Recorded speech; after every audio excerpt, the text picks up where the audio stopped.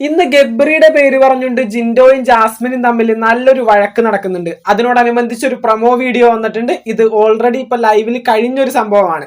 അപ്പോൾ നല്ല രീതിയിലൊരു വഴക്കിലേക്ക് അത് പോകുന്നുണ്ട്. ഇപ്പൊ നമ്മുടെ ഋഷിയും സായിയും അഭിഷേകും ഒരു കട്ടിലേക്ക് കിടക്കുന്നു, തൊട്ടപ്പുറത്ത് ജിൻഡോ മറ്റൊരു കട്ടിലേക്ക് കിടക്കുന്നു, ജാസ്മിൻ അവിടെ സോഫയിൽ കിടക്കുന്നു.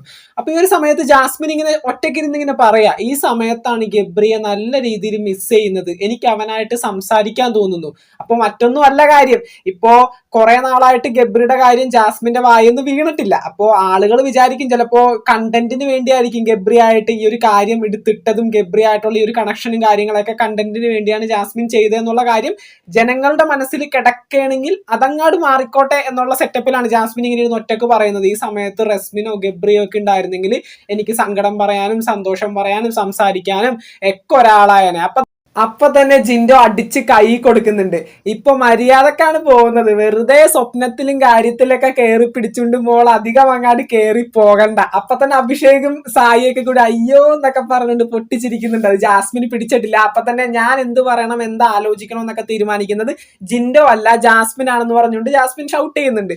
ആ ഒരു സമയത്ത് ജിൻഡോ പറയുന്നത് ഞാൻ നന്നാവാനാണ് പറഞ്ഞത്, നല്ല രീതിയിൽ മുന്നോട്ട് പോകാനാണ്, മര്യാദക്ക് പോകുന്നുണ്ട്, ആവശ്യമില്ലാത്ത സ്വപ്നങ്ങൾ ഇനി ഇവിടെ വെച്ച് കാണാത്തതായിരിക്കും നല്ലത് എന്നുള്ള രീതി പറയുമ്പോൾ ജാസ്മിൻ അത് ഒട്ടും പിടിക്കുന്നില്ല. ഞാൻ എന്ത് സ്വപ്നം കാണണം, എന്ത് പറയണമെന്നൊക്കെ തീരുമാനിക്കുന്നത് ജിൻഡോ അല്ല ജാസ്മിൻ ആണ്.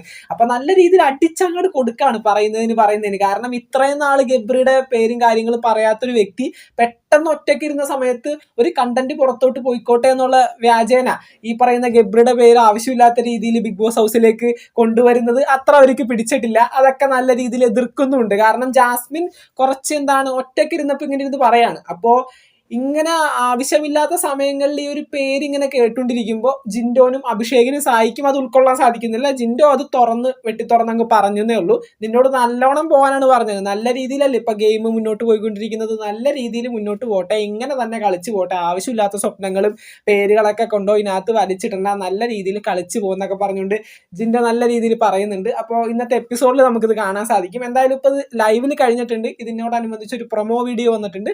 ബിഗ് ബോസ് മലയാളം സീസൺ 6 പുതുപുത്തൻ വിശേഷങ്ങൾക്കായിട്ട് നമുക്ക് വീണ്ടും കാണാം. ചാനൽ ഇതുവരെ സബ്സ്ക്രൈബ് ചെയ്യാത്തവർ തീർച്ചയായിട്ടും സബ്സ്ക്രൈബ് ചെയ്ത് സപ്പോർട്ട് ചെയ്യാം.